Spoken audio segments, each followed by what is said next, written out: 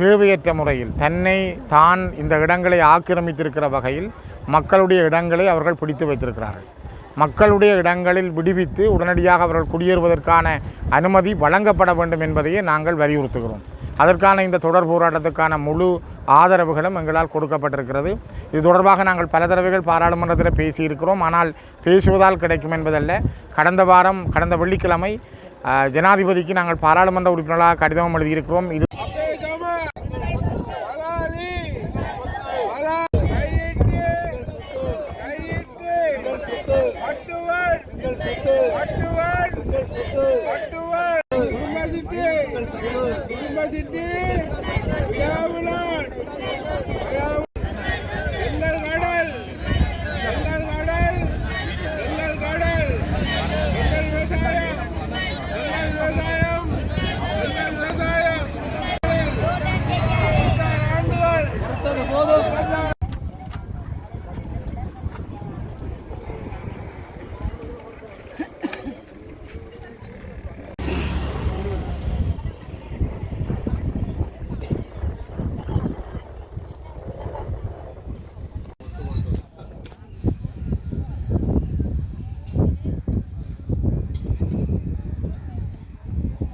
பலாலி மக்களுடைய உரிமைக்கான இந்த போராட்டம் 6வது வாரமாக தொடர்ந்து நடைபெறுகின்றது.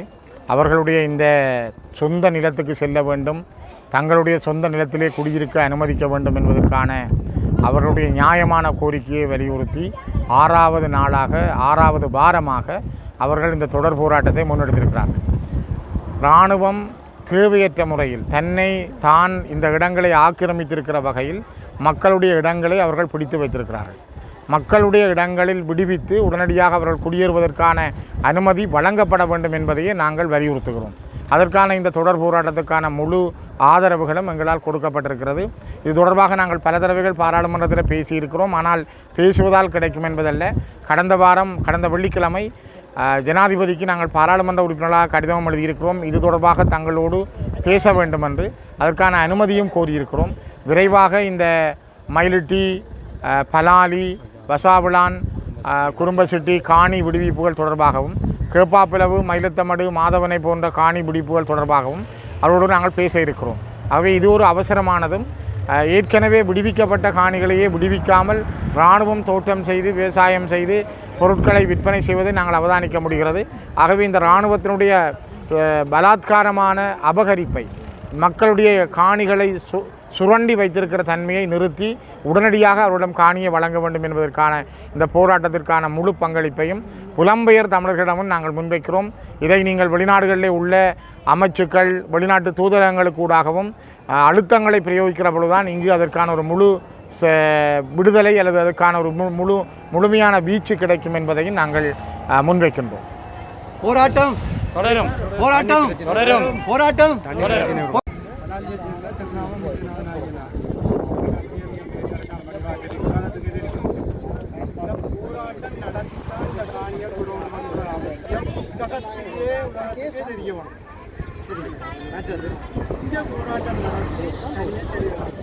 வெளிநாடுகள் வழியாக நாடு கடன் கொடுக்கிற நாடுகள் இதனையும் விளக்கமாக நாங்கள் கொடுத்துதான் இந்த போராட்டத்தை அவியல் ஊடாக அவியலும் நாங்கள் போராடுவதாக இதே 2 நாளைக்கு போராடினோம். 2 நாள் 2-3 பேர் தமிழை கதை 2-3 பேர் வருத்தமாக போடுவோம், செத்து போடுவோம். இந்த போராட்டத்தை இதே கையப்படுவோம்.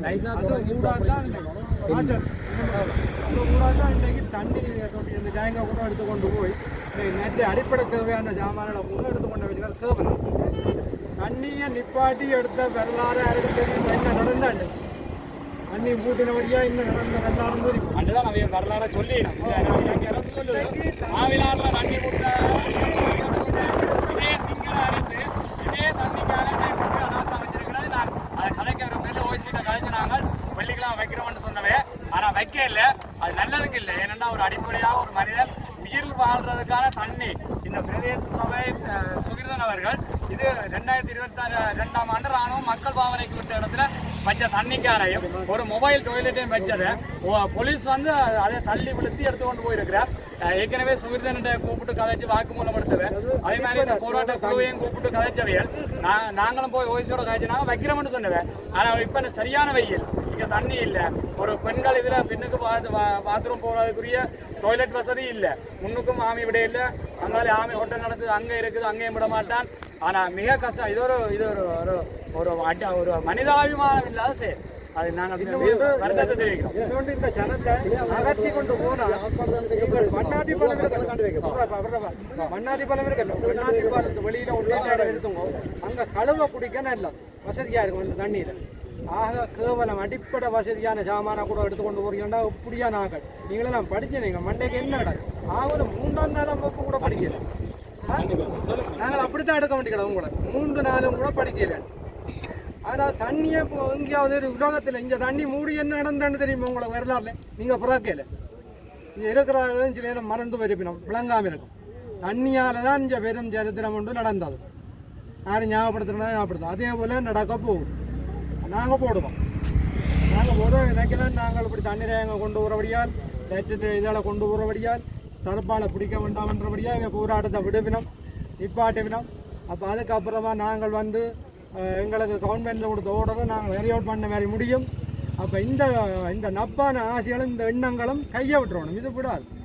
நாங்கள் மாத்திரம் போராடலாது சர்வதேச ரீதியாக புலம்பெயர்ந்த மக்கள் சகல பேரும் போராட்டம் நடத்தி செய்யணும். ஏண்டா இதில் வந்து இன்றைய தொழிலாளிகள் உழைக்கக்கூடியவர்கள் இன்றைக்கு இங்கே எல்லாம் இவ்வளவு வாத்தியார் எல்லாம் நிற்கிறார், அவரெல்லாம் இன்றைக்கு இவ்வளவு அவருக்கு லீவு. அதை உதாரணத்துக்கு சொல்ல போனால் இவரும் வாத்தியார். அப்போ அவைன்ற தேவைகள் எல்லாம் இன்றைக்கு இருக்குது. அதுகளையும் விட்டு போட்டு வந்து பிள்ளைகளையும் விட்டு போட்டு வந்து இன்றைக்கு இதில் நின்று காயினம் முடியும்னா வெயில் கண்டு காயினா பிசர லூஸோ.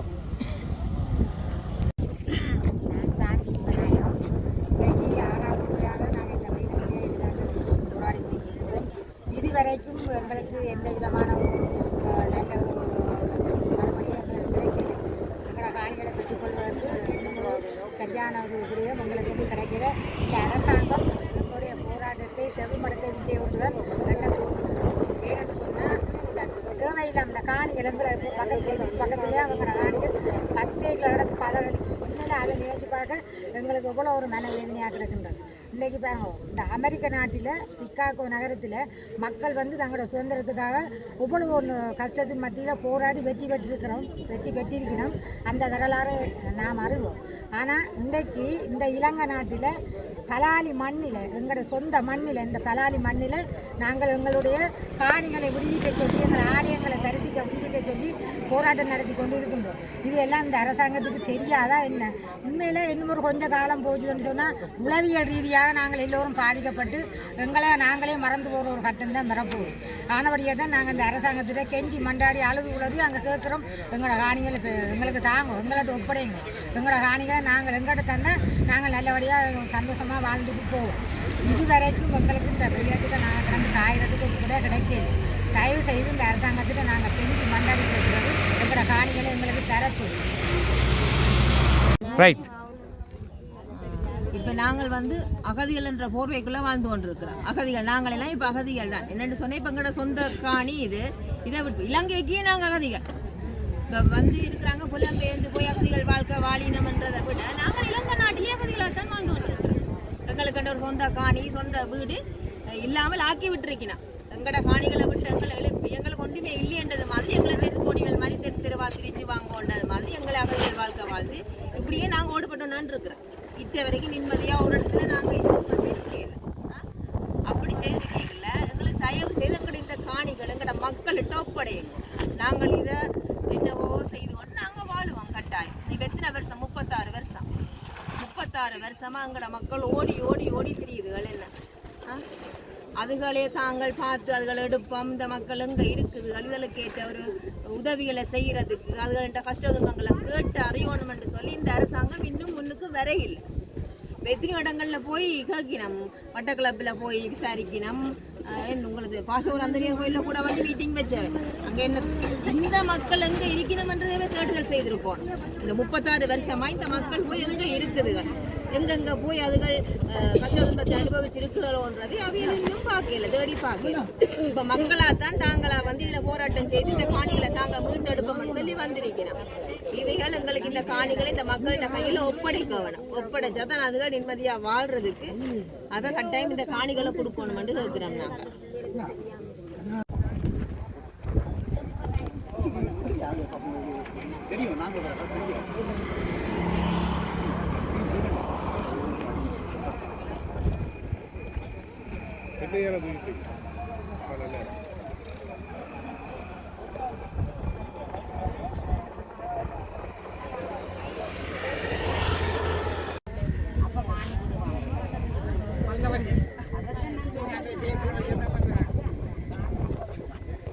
போராட்டம் தொடங்கிலேருந்து காலை 8:30 12:30 மட்டும் இப்படி தான் நிற்கிறோம்.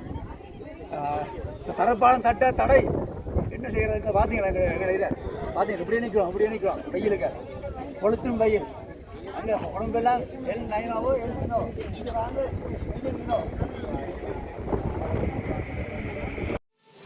மேலதிக செய்திகளுக்காக எமது யூடியூப் தளத்தை சப்ஸ்கிரைப் செய்யுங்கள்.